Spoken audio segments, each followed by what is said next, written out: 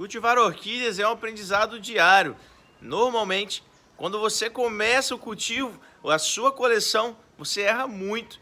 Então, esse é um vídeo em que eu vou mostrar para vocês como que, após um cultivo diário, após vários anos de cultivo, eu consegui identificar 5 erros de iniciantes de orquidofilia, daquelas pessoas que estão começando a cultivar. Porque esse daqui é o Diário das Orquídeas e eu sou Leonardo Garioli, onde diariamente a gente mostra para vocês uma série de dicas de cultivo de orquídeas. Bora pro vídeo, pessoal?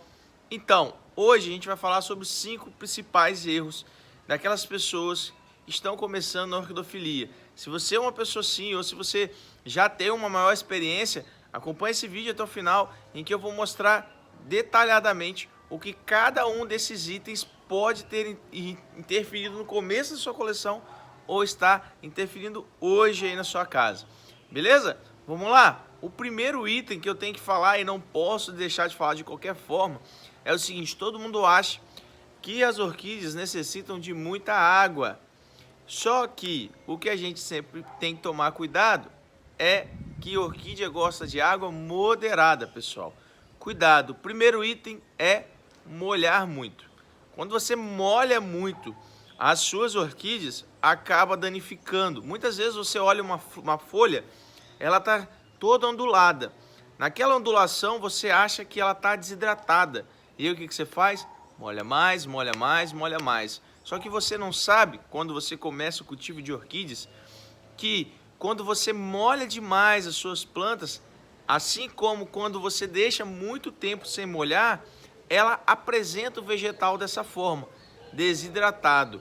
Porque a planta tem um sistema de defesa, né? Quando ela está recebendo muita água, ela para de reter a água também, tá bom? Ela tenta dosar essa retenção e, por vezes, pode ocorrer essa desidratação, tá? Assim como quando ela não tem hidratação de orquídeas, ou seja, quando há um pouco fornecimento de água para essa planta. Então, muito cuidado.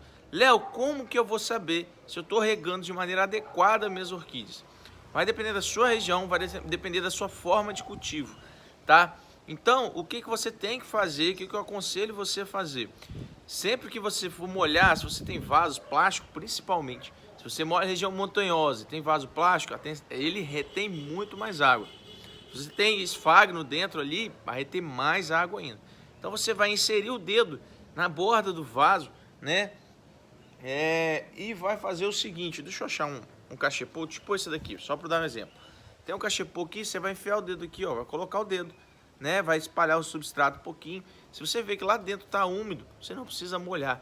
Deixa para molhar só mais tarde ou no outro dia, quando essa planta secar, tá? Se você mora no nível do mar, aí você vai ter possivelmente que regar mais vezes. Quem mora no Nordeste, por exemplo, tem muita gente acompanhando nosso canal do Nordeste, você vai ter que regar mais ainda, porque tem muito vento aí, beleza? Então esse foi o primeiro item, que é molhar muito. A partir daí a gente vai para o segundo item. Eu fiz uma colinha aqui para a gente não esquecer, que é muita adubação.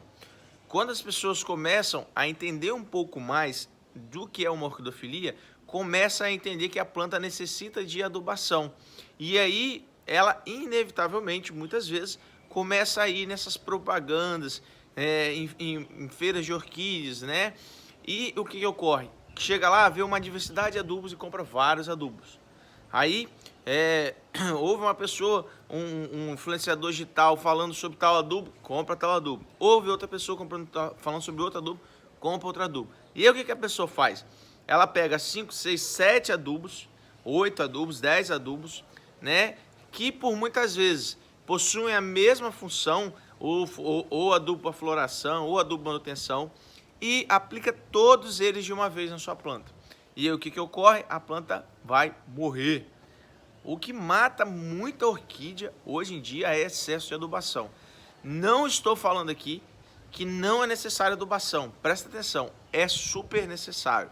O que você tem que ter em mente é que toda adubação, ela exige um descanso na sua orquídea, né? Então, quando você vai utilizar um adubo de manutenção, você só vai utilizar aquele adubo naquele prazo.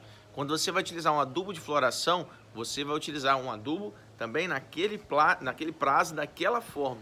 Ou seja, você não vai utilizar diversos adubos com a mesma função para uma planta só. Então, as plantas vão sentir, ainda mais se forem seedlings, como esses que estão aqui atrás nesse paredão nosso. Você não pode sobrecarregar. Se você tem seedlings de sofronites, por exemplo, são plantas que são extremamente sensíveis. Se você der uma adubação forte nelas, elas vão sim definhar ou demorar muito a desenvolver. Beleza? Então, o segundo ponto é muito adubo. Cuidado com a adubação. A adubação é necessária sim, mas desde que você sabe aplicar. Aqui no canal a gente tem uma playlist de adubação. Saindo desse vídeo, vá no nosso canal, procure a playlist adubação, que vai te ajudar muito, beleza? Vamos para o terceiro item. O terceiro item é pouco sol. Por que as pessoas compram muito adubo? Por isso que eu botei esse item em terceiro lugar. As pessoas compram muito adubo porque acham que o adubo por si só vai te dar uma linda floração, muita floração. Não se enganem, o que vai te dar uma floração maior é a luz solar. Quando agregada ao adubo, quando o adubo adicionado, aí sim a tendência é você ter um resultado melhor ainda. Mas, em primeiro lugar, se você quer ter muita adubação, muita floração, você tem que ter muita luz solar. Então, o principal erro de muitos orquidófilos é pouca luz. Porque existe uma certa crença popular difundida de que a orquídea não gosta de luz solar. A orquídea gosta de ficar na sombra. Então, cuidado com isso. A orquídea adora luz solar, mas filtrada, pelo amor de Deus, tá? Um outro erro também que muitos cometem é colocar a orquídea sol pleno e a orquídea vai definhar. Ah, Léo, mas existem orquídeas que funcionam sol pleno? Existe. Ó, se eu pegar para colocar um nobilho aqui, vai. Uma braçávola tuberculata, vai. Tá? Mas se eu colocar, por exemplo, um sofronites ali, não vai morrer. Então, muito cuidado com isso. Se você quer ter um cultivo adequado, para quem está iniciando, eu indico sempre colocar a sua orquídea em local com luminosidade filtrada. Para isso a gente tem o sombrite normal de 70, 80, 50, vai depender da sua região. Hoje a gente já tem o aluminete também, que é uma outra solução. Tudo isso é para facilitar o seu cultivo e é isso que eu estou tentando passar aqui. Beleza? Já falamos 3 itens, agora a gente vai para o quarto item. Quarto item é o seguinte, substrato ruim. Por que substrato ruim? O que é um substrato, Léo? Substrato é tudo aquilo onde a orquídea se aloja, tá? Então, por exemplo, essa orquídea está no toco de São do Campo, sabiá em algumas regiões, e um cachepô onde tem um mix de macadâmia, carvão, né? E um pouquinho de isopor no fundo. Não indico isopor mais, tá? O isopor é tóxico, então não indico essa utilização, utiliza a brita, que é muito bom. O que ocorre? Muita gente quando começa, compra, adquire para sua coleção muitas orquídeas de orquidários profissionais. Esses orquidários, eles fazem a produção em grande quantidade e o objetivo deles é o quê? Fazer floração. Feita a floração, acabou, já vai vender. Então, para isso, muitas vezes eles utilizam um substrato que não tem durabilidade alta. Então, um substrato com muito esfagno, por exemplo, que é barato, é leve, é bom de enviar e ajuda a manter a umidade e, por vezes, facilita na diluição de uma série de nutrientes que podem facilitar a floração. Então, uma pessoa, dona de casa, vou dar um exemplo, a gente chega, eu mesmo já fiz isso, comprei uma Phalaenopsis, né, num supermercado, levei para casa. Essa Phalaenopsis floresceu num ano, no outro ano floresceu mais ou menos, no terceiro ano morreu. Às vezes nem isso. E a gente não sabe o que é. É o seu substrato. O que eu sempre falo pro pessoal, padronização de cultivo. Tente utilizar sempre aquele cultivo. Comprou uma planta, chegou na sua casa, retira, lava ela, lava a raiz, replanta essa planta. Coloca no seu sistema de cultivo. Está no seu sistema, você entende. O que é um sistema de cultivo? É uma forma que você vai escolher para utilizar nas suas orquídeas. Então, como assim, Léo? Por exemplo, aqui, o que tem dado muito certo aqui em casa é o cultivo acoplado, encaixado, como você queira chamar. Então, por exemplo, esse cultivo aqui, nesse cultivo, ó, a gente encaixa um toquinho e enche ele de substrato aqui. A planta está sob o toquinho, entende? Essa forma de cultivo, a gente tem tido um excelente resultado aqui. Léo, e o que você me indica para eu fazer aqui na minha casa? Encontre uma madeira da sua região, uma madeira de fácil acesso para você e um substrato que seja ideal. Aqui eu estou utilizando um pouco de cachepô, um pouco de vaso de barro para valquirianas. A Clande eu tenho visto que o resultado tem sido melhor em cachepô. Em valquirianas eu tenho preferido vaso de barro. Então eu padronizo de acordo com a espécie. Tenta fazer isso aí na sua casa também. Substrato que a gente compra, a gente tem que sempre lavar. Substrato você tem que substituí-lo de 3 a 5 anos de utilização. Vai depender do seu substrato. Mas você tem que sempre lembrar que você tem que substituir. Tá ok? Aqui do lado, por exemplo, só para mostrar para vocês, eu tenho uma linda violácea. Essa violácea, o que ocorre? Ela está em que forma de cultivo? Está no sanção do campo, sem casca, né? Encaixou com vários toquinhos de sanção aqui.